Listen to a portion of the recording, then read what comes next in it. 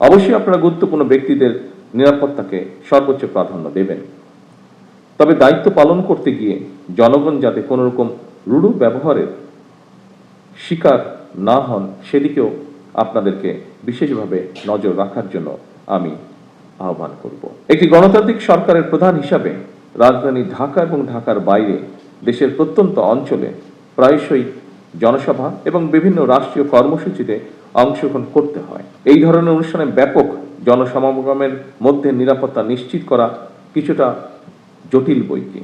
এই ধরনের পরিস্থিতিতে একদিকে সরকার প্রধানের নিরাপত্তা ব্যবস্থা বজায় রাখা, অপরদিকে নাগরিকদের জীবনের স্বাচ্ছন্দ্য নিশ্চিত রাখা, এই দুটোর মধ্যে ভারসাম্য রক্ষা করেই এসএফকে তাদের নিরাপত্তা কৌশল প্রণয়ন করতে হয়।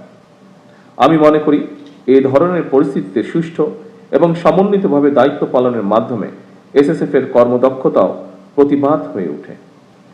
একটি গণতান্ত্রিক সরকারের প্রধান হিসাবে জনগণের বিশ্বাস এবং ভালোবাসার উপরেই আমার সবচেয়ে বেশি নির্ভরতা। সুতরাং নিরাপত্তার ঘেরাটোপে যাতে সরকার প্রধানকে জনগণ থেকে দূরে ঠেলে না দেওয়া হয়, এই সফিস্টিকেটেড বাহিনীর হিসাবে সেদিকেও বিশেষভাবে লক্ষ্য রাখার জন্য আমি আপনাদের প্রতি বিশেষভাবে আহ্বান জানাই।